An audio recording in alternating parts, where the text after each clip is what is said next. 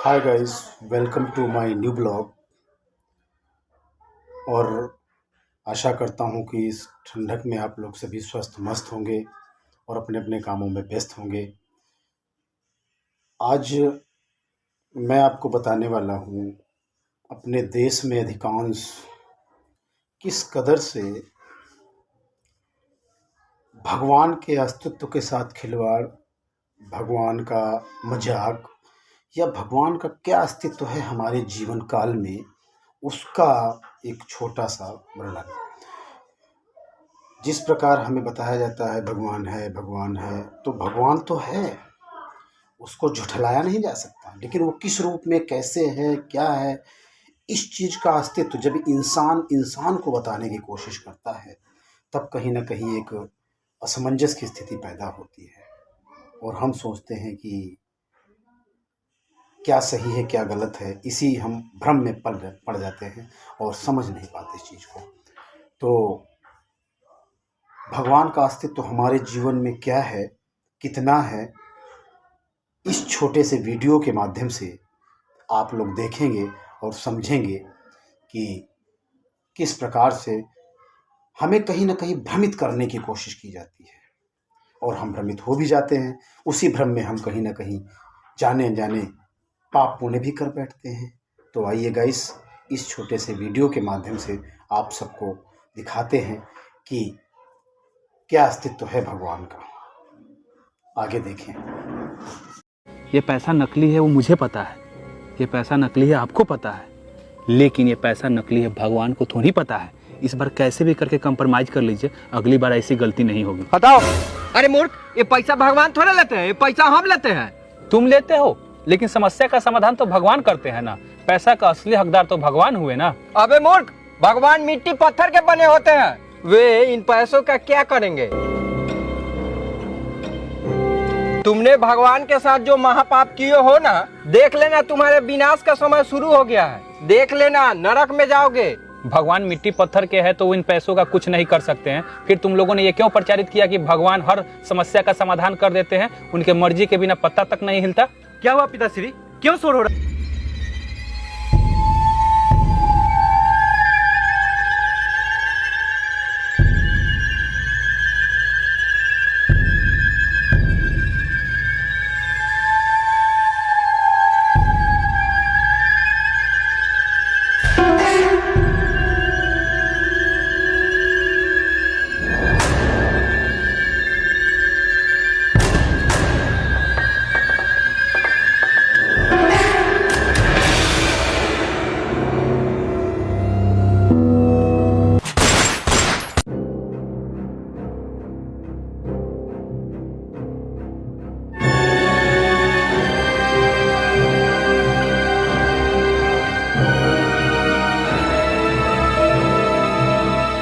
अरे ओ बिरजुआ। जी सरदार। आज मुझे फिर वही बुरा सपना आया, किसी ने फिर मेरे सीने में गोली मारी। सरदार, समझ नहीं आ रहा है आपको हो क्या गया है। गोली मारने की जगह गोली खाने का सपना देख रहे हैं। कब से कह रहा हूँ सरदार को, पड़ोस के गांव में संकट हरण भगवान रहते हैं, वहाँ सबकी समस्या का समाधान हो जाता है। जाकर एक बार दर्शन कर आइए। लेकिन सरदार हमारी बात सुनते ही नहीं है। हाँ सरदार, क्यों ना वहाँ जाकर एक बार देख लेते हैं। कहा जाता है जब दवा डॉक्टर काम ना आए तो भगवान ही मालिक है। शायद आपकी ये संकट दूर हो जाए। जब ऐसा बात है तो चलो चलकर ये भी कोशिश कर लेते हैं। हाँ तो अभी सो जाइए, रात बहुत हो गया है, कल सुबह जाइएगा।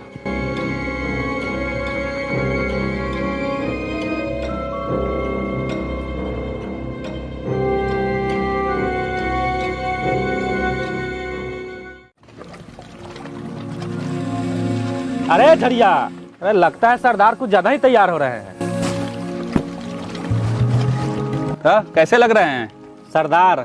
आप मंदिर जा रहे हैं, किसी को लूटने नहीं। इस तरह का पहनावा वैसे पवित्र जगह पर शोभा नहीं देता।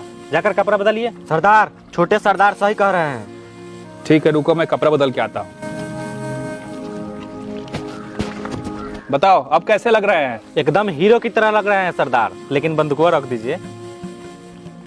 ठीक है, तुम लोग अपना ध्यान रखना और देखते रहना, हम आते हैं ठीक है दर्शन करके।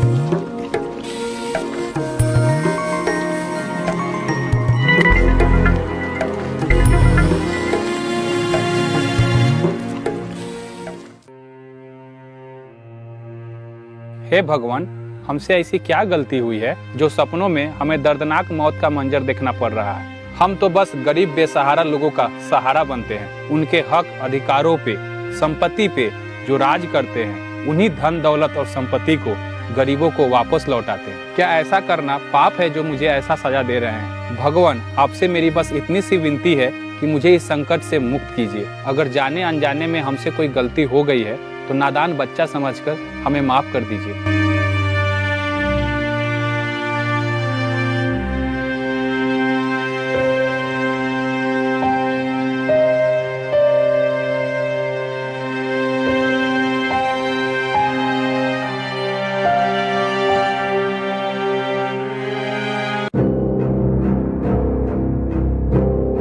अरे मूर्ख, तुम्हें शर्म नहीं है भगवान के चरणों में नकली नोट चढ़ाते हुए? पैसा नकली है, दिखाइए तो जरा।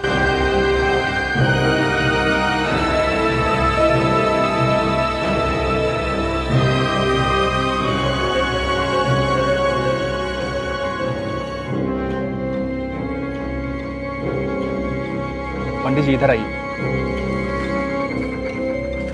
क्षमा चाहता हूँ पंडित जी, मुझे नहीं पता ये नकली नोट मेरे पॉकेट में कैसे आ गया। लेकिन एक बात कहते हैं, ये पैसा नकली है वो मुझे पता है, ये पैसा नकली है आपको पता है, लेकिन ये पैसा नकली है भगवान को थोड़ी पता है। इस बार कैसे भी करके कंप्रोमाइज कर लीजिए, अगली बार ऐसी गलती नहीं होगी। बताओ। अरे मूर्ख, ये पैसा भगवान थोड़ा लेते हैं, ये पैसा हम लेते हैं। तुम लेते हो, लेकिन समस्या का समाधान तो भगवान करते हैं ना। पैसा का असली हकदार तो भगवान हुए ना। अबे मूर्ख, भगवान मिट्टी पत्थर के बने होते हैं, वे इन पैसों का क्या करेंगे? तुमने भगवान के साथ जो महापाप किए हो ना, देख लेना तुम्हारे विनाश का समय शुरू हो गया है। देख लेना, नरक में जाओगे। भगवान मिट्टी पत्थर के है तो इन पैसों का कुछ नहीं कर सकते हैं। फिर तुम लोगों ने ये क्यों प्रचारित किया कि भगवान हर समस्या का समाधान कर देते हैं, उनके मर्जी के बिना पत्ता तक नहीं हिलता? क्या हुआ पिताश्री, क्यों शोर हो रहा है इतना? पता नहीं कहां से आ गया मूर्ख जाहिल गंवारा धर्मी जो भगवान पर सवाल खड़ा कर रहा है। चला जाए यहाँ से। तुम्हारी हिम्मत कैसे भगवान पर सवाल खड़ा करने की? तुम्हें ये पता होना चाहिए, इंसानों में सबसे श्रेष्ठ है हम। हमारी बात हमसे नीचे रहने वाले लोगों के लिए वरदान होता है, उसे स्वीकार करना तुम लोगों का कर्तव्य होना चाहिए। चला जाए यहाँ से। यही शराब दे दूंगा, भस्म हो जाओगे।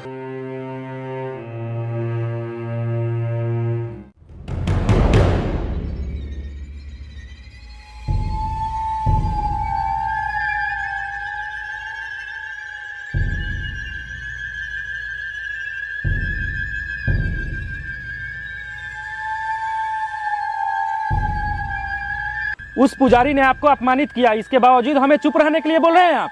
सरदार, ऐसे चुप बैठने से नहीं होगा। अरे बस करो, उसने मुझे अपमानित किया, मुझे उसकी चिंता नहीं है। मैं बस ये नहीं समझ पा रहा हूँ कि इतने दिनों तक मैं इस पाखंड में कैसे फंसा रहा। सदियों से लेकर आज तक भगवान को मोहरा बनाकर लोगों को ठगा जा रहा है। सरदार, ये बात तो हम उसी दिन समझ गए थे जब आप बाबा साहब ज्योतिबा फूले पेरियार की लिखी किताब को पढ़े थे। तो तुमने इन सभी बातों को पहले क्यों नहीं बताया? सरदार, क्या बताता, लोगों को सच्चाई पता होने के बाद भी वही आस्था का शिकार बन जाते हैं। सभी को पता है कि गाय के गोबर में बैक्टीरिया टेटनस जैसी बीमारी पाई जाती है, लेकिन फिर भी उसे भगवान मानते हैं। सरदार, जिंदा स्वर्ग जा नहीं सकता और मरा हुआ वापस आ नहीं सकता, लेकिन स्वर्ग नरक के डर से लोग आज भी अनेकों कुप्रथाओं को चला रहे हैं। यहाँ लोग कुत्तों से प्यार करते हैं, उसे नहलाते हैं, खिलाते हैं, पिलाते हैं और साथ भी सुलाते हैं। वही दूसरी तरफ कुछ वर्ग इंसान से छुआ जाता है, उसे नीच अछूत कहकर मारा पीटा जाता है। सरदार, ऐसे न जाने और बहुत सी घटिया व्यवस्थाएं चल रही है, जिसके बारे में बताना शुरू करूँ तो सुबह से शाम हो जाएगा। बिरजुआ, जाओ उस पुजारी को उठा कर लाओ और उसकी एक मूर्ति वहीं रख देना। मूर्ति? क्यों सरदार? मैं जैसा बोलता हूँ वैसा करो। चलो चलो सब चलो। ए झड़िया, इधर आओ।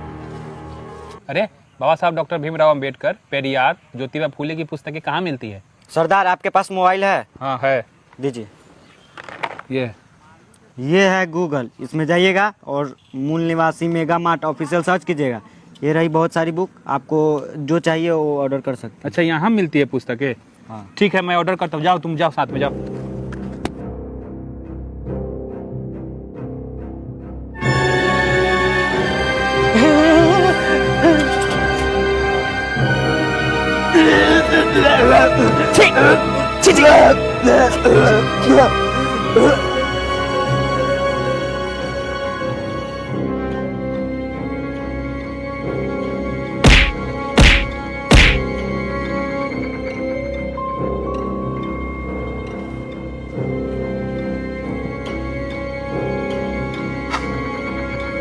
सरदार, मैं आपको हाथ जोड़ता हूँ, मेरे पिताजी को छोड़ दो सरदार। मुझे आपको पहचानने में भारी मिस्टेक हो गया सरदार।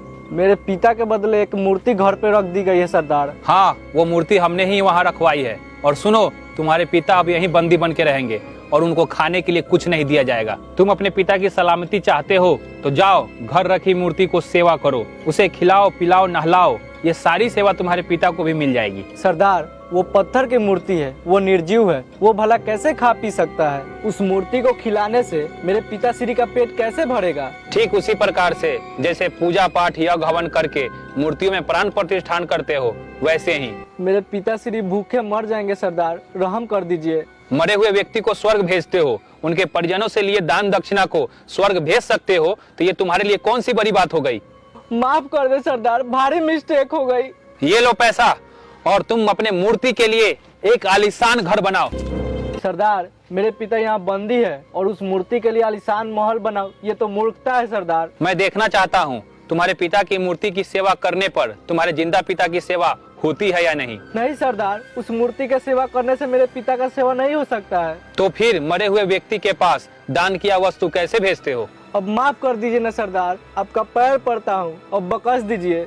अरे नहीं नहीं, मुझे बस इतना बताओ कि दान किए वस्तुओं का क्या करते हो तुम लोग, जैसे कि गाय, पलंग, कुर्सी, तकिया, बर्तन वगैरह वगैरह। वे सभी सामान हम अपने घर में रख लेते हैं। तो तुम लोगों ने समाज में ऐसा पाखंड क्यों फैला रखे हो? ये व्यवस्था हमारी पूर्वजों से चली आ रही है। इस व्यवस्था में बिना मेहनत किए हुए सब कुछ हासिल हो जाता है। सरदार, आप ही बताइए, ऐसे बिजनेस का लत कैसे छूट सकता है जहाँ इंसान अपने बुद्धि विवेक का इस्तेमाल ही नहीं करता हो और खुद स्वेच्छा से हमें दान देते आ रहा है।